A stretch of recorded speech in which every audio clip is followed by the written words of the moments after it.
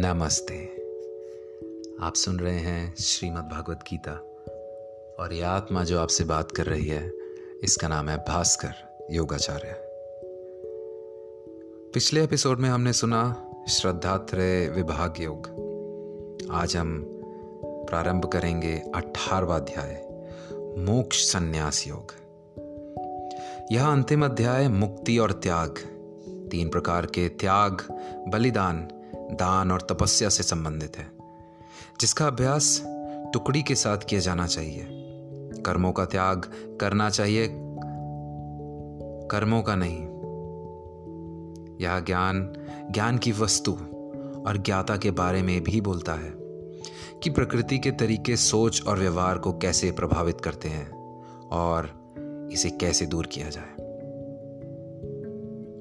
अर्जुन बोले, हे महाबाहु, हे अंतर्यामी, हे वासुदेव, मैं सन्यास और त्याग के तत्व को पृथक पृथक जानना चाहता हूं।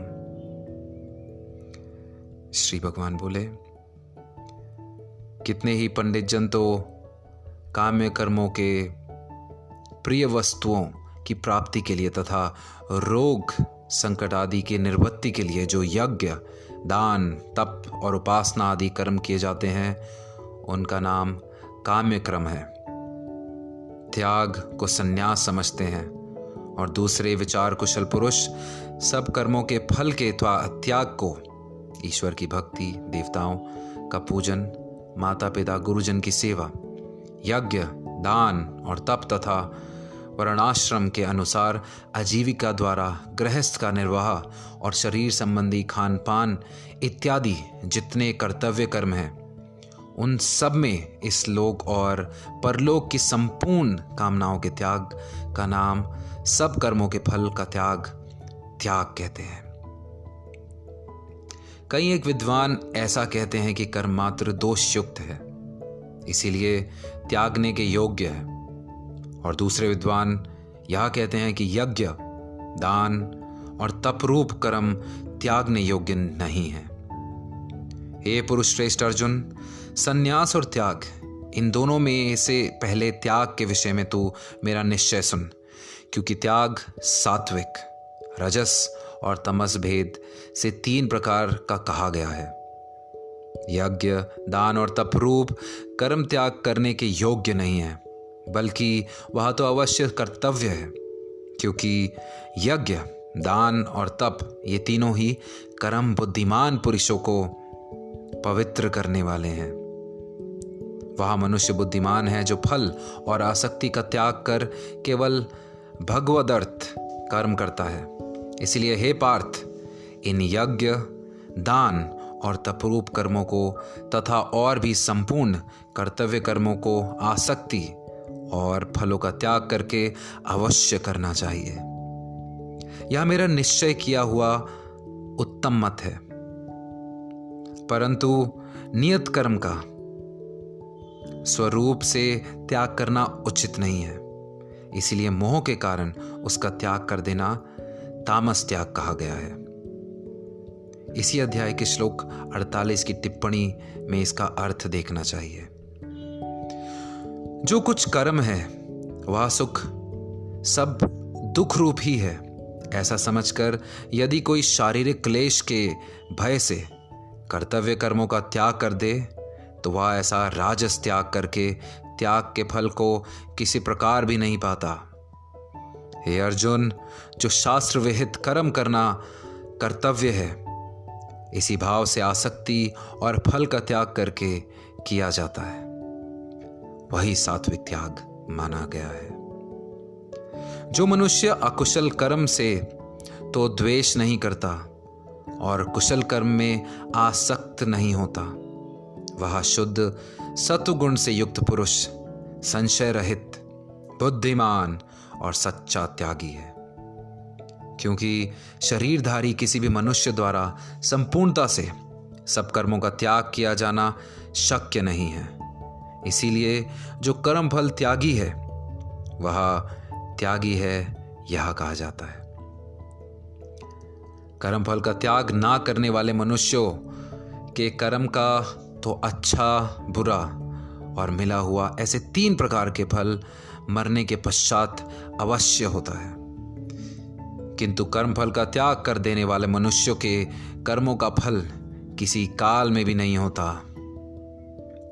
हे महाबाहु, संपूर्ण कर्मों की सिद्धि के ये 5 हेतु कर्मों का अंत करने के लिए उपाय बतलाने वाले सांख्य शास्त्र में कहे गए हैं। उनको तू मुझसे भली बात ही जान।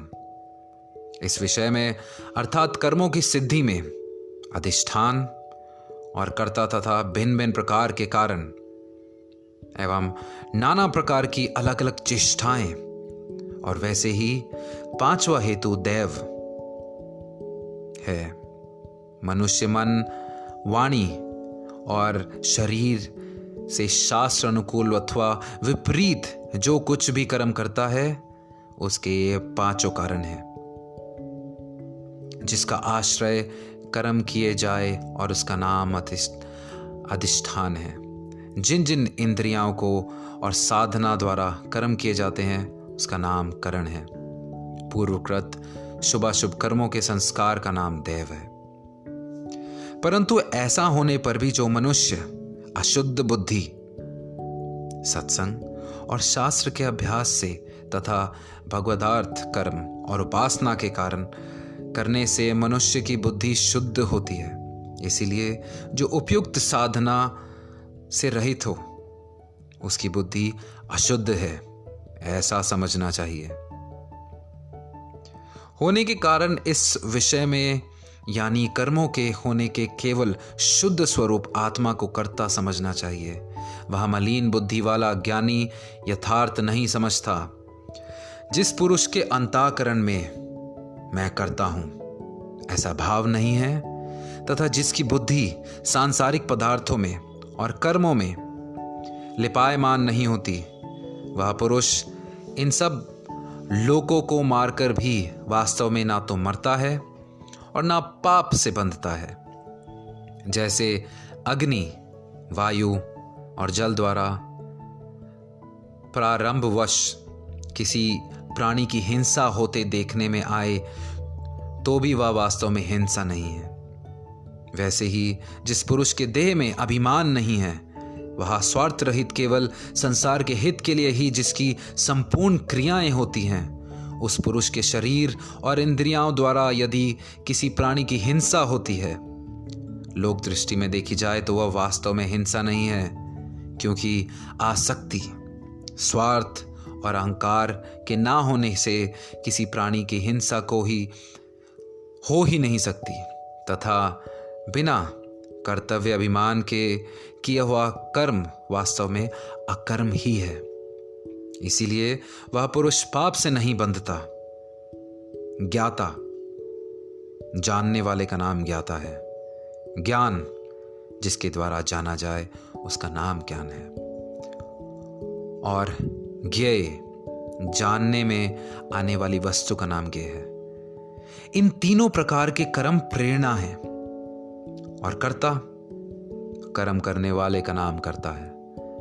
करण, जिन साधनों से कर्म किए जाएं उनका नाम करण है तथा क्रिया, करने का नाम क्रिया है। ये तीनों प्रकार के कर्म संग्रह है।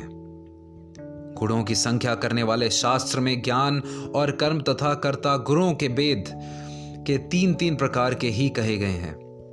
उनको भी तू मुझसे भली भांति सुन। जिस ज्ञान से मनुष्य पृथक पृथक सब भूतों में एक अविनाशी परमात्म भाव को विभाग रहित संभाव से स्थित देखता है, उस ज्ञान को तू सात्विक जान। किंतु जो ज्ञान अर्थात जिस ज्ञान के द्वारा मनुष्य संपूर्ण भूतों के भिन्न भिन्न प्रकार के नाना भाव को अलग अलग जानता है, उस ज्ञान को तू राजस जान। परंतु जो ज्ञान एक कार्य रूप शरीर में ही संपूर्ण के सदर्श आसक्त है तथा जो बिना युक्ति वाला, तात्विक अर्थ से रहित और तुच्छ है, वह तामस कहा गया है। बाकी का अध्याय हम अब अगले एपिसोड में संपन्न करेंगे। इसे कृपया कर अपने परिवार और मित्रों में जरूर शेयर करें ताकि सभी भगवद गीता का आनंद ले सकें। मिलते हैं अगले एपिसोड में। जय श्री कृष्ण।